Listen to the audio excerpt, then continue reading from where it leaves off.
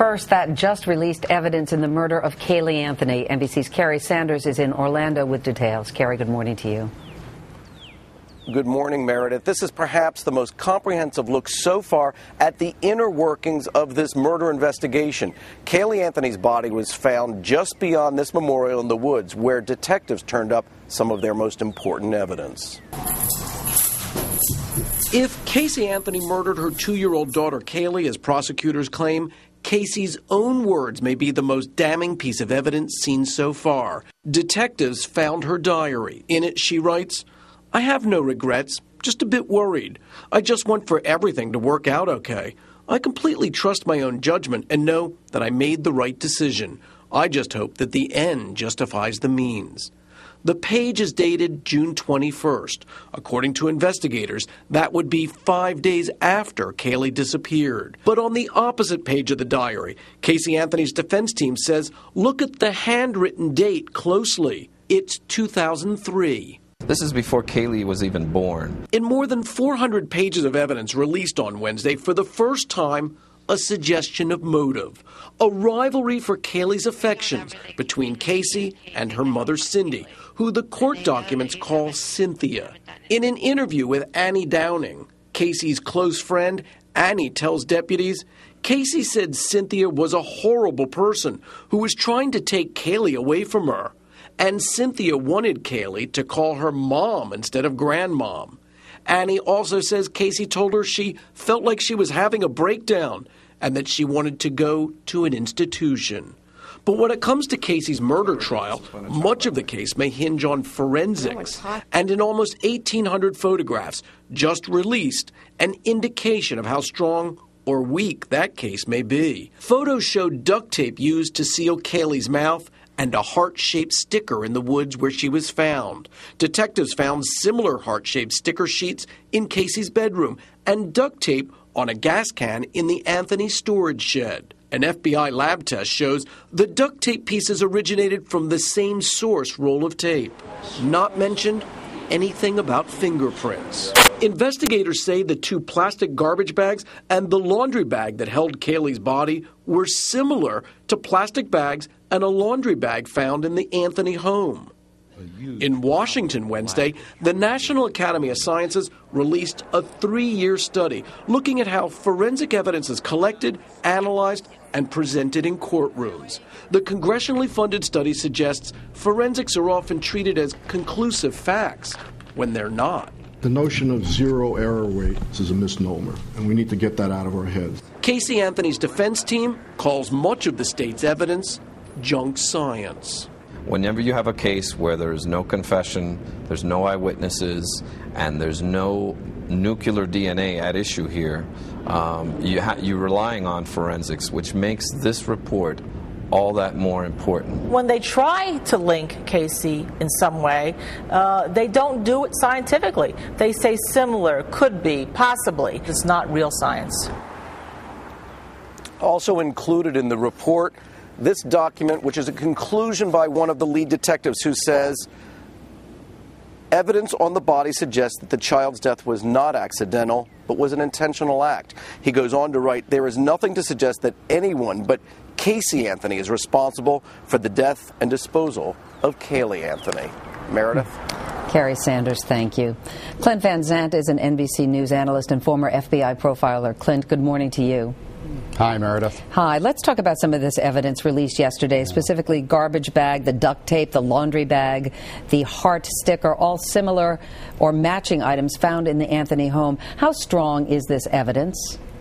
Well, realize, first of all, let's say the duct tape. You can buy that duct tape in Walmart, so it can come from a number of sources. But, you know, as an investigator, you build a case just like a bricklayer builds a house. You do it one brick at a time. And even though a plastic bag or a laundry bag or a piece of duct tape or a heart-shaped design in itself may not be evidence of a crime, if you start to build these, many people and perhaps a jury are going to have to take a hard look and say, well, one coincidence or two, but not 3 or 4. That suggests perhaps the items used to dispose of the little girl's body came from this house. What about the argument by the defense team that this report is based on junk science? Well, again, that's the job of the defense. This is the constant battle that takes place between prosecution and defense. The ultimate fact finder is going to be the jury. They're going to have to look at this science or junk science and say, does it make sense if all the other evidence, if the evidence of the little girl's body being in the trunk of Casey Anthony's car, if they believe that, if they believe these other items came from the house, 1, 2, 3, 4, 5, once you get this many items together, it takes it from the possibility and perhaps for a jury to the area of probability. Yeah, but Clint, if there is no fingerprint, even with all this evidence, is that enough? Well, you know, Meredith, most cases are not direct evidence. Most cases don't have someone standing up in a Perry Mason moment and saying, okay, I did it. Let me tell you how I did it in the billiard parlor with the lead pipe. It's evidence that's built up, that's accumulated, and that's the job of a jury to say, do all of these pieces of evidence, short of a confession, short of a fingerprint on the duct tape, is that still enough evidence with everything you know about the suspect to suggest that she, to the exclusion of 205 million Americans, is the person responsible for this little girl's death. All right, Clint Van Sant, thank you very much. Thanks, Jeanine Meredith. Pirro is a former district attorney and the host of the Judge Jeanine Pirro Show. Good morning to you, Jean. Good morning. Put on your defense attorney hat for 1 second. I know that's a stretch here. I know it's hard for you, but what do you do with this evidence that's been presented? Well, I think that Baez is probably doing the right thing. He's calling it junk science, but at the end of the day, you've got Quantico, the FBI, you've got all these scientists who are saying not necessarily that there's a fingerprint, but that there's a correlation, that it's consistent with. Think about it, Meredith. If you're trying a case, you've got motive, means, and opportunity. You've got a woman who got the duct tape, the shovel, who stole gas cans, the same duct tape. It's all connected to her in the crime scene. But Baez is saying that based on this report by the Academy of Sciences. It says that forensic evidence is not reliable. Well, he's wrong. I mean, he's just totally wrong. And I question his experience in saying that. I don't question his motives. But at the end of the day, the jury is going to look at this and they're going to say, how did the pieces of this puzzle fit? You know, is there one coincidence, two coincidences? But after 30 or 40 of them, it becomes a clear puzzle. The picture is clear. You've got a woman who wants her child to disappear, takes her pictures off of MySpace, takes the items that are involved in her burial from a home, consistent with the home, and a laundry bag, too consistent.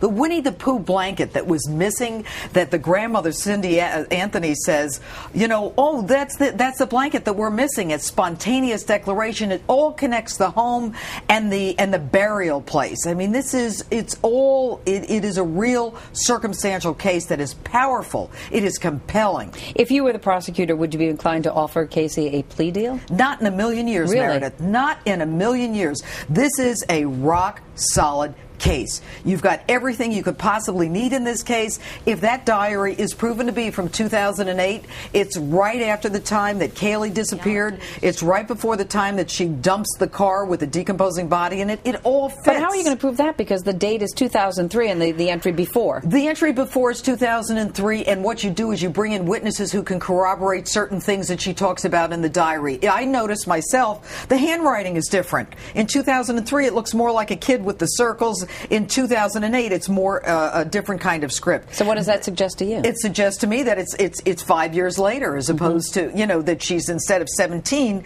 you know, she's 22 or 23. I mean, you know, it all fits in this case, Meredith. You couldn't have a case where the narrative could be clearer. And by the way, all this hogwash about Zenaida Gonzalez, nothing connects Zenaida to the items that were taken from the home that were at the crime scene. All right, Jeanine Another Pirro. lie. Okay, thank you very much.